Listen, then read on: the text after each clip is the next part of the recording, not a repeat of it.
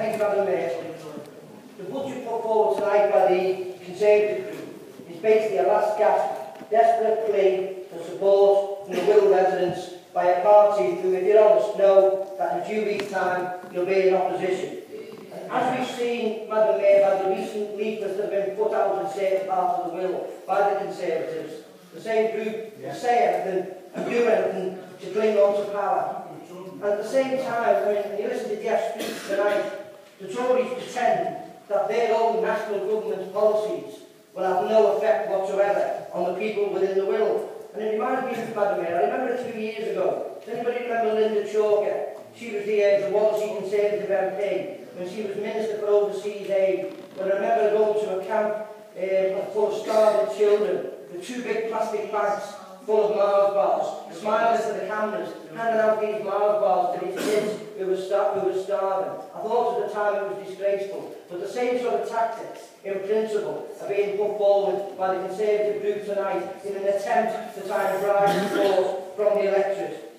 So while the national government, their national government, is cutting family tax credits, locally the Tories try to pretend that they're on the same side as hard-working families. But Madam Mayor, I don't think the Wirral public are that gullible. And if you look at the proposed budget tonight by the Conservative group, they are talking about cutting jobs. And I saw Jeff shaking his head before when Steve Fowles said this. If you're not going to cut any jobs, give a categorical guarantee in your right to reply later on that no more jobs will be cut. Because I've seen all the jobs that were cut the last time you were in charge. But again, if you look at the figures, there's no doubt jobs will be cut as part of your budget tonight. And at the same time, jobs will be cut and services will be lost. Now, how can that be good for the people of Wirral? And how can it be right that loyal, hard-working council staff should be asked to cope with further workloads on top of the workloads they've got now that are already impossible to deal with in many cases? Haven't the staff already been asked to cope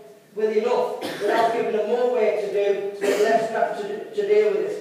And if the staff can't cope, Madam Mayor, who suffers?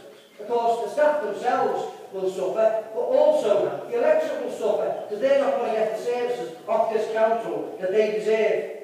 And of course, the budget is being used again as another opportunity for something that the Tories like to do, and that is a bit of union bashing. Because what they're talking about doing is withdrawing payments for full-time union officials. And this move, Madam Mayor, ignores the fact that good industrial relations depend on good union facilities being provided to deal with the massive, complex, day-to-day issues that this council and any other organisation needs to deal with on a day-to-day basis. Now, other reasonable employers up and down the country recognise that full-time facilities for union representatives is a small price to pay to get good industrial relations. Madam Mayor, this budget is no more than a cynical £4 million bribe of the Wirral electorate. And of course, under the council tax bans, the wealthier you are, the better the rebate. Again, how can that be fair? And also, Madam Mayor, at a time when adult social services should have its management structure strengthened, the Tories are proposing to lose a deputy director post and a new senior post of head of safeguarding and care governance. Again, how can that be in the interest of the Wirral electorate? Madam Mayor, the point of order is it's untrue, and it was that post that you referred to went through appointments and appointments committee this week. No, it's quite untrue.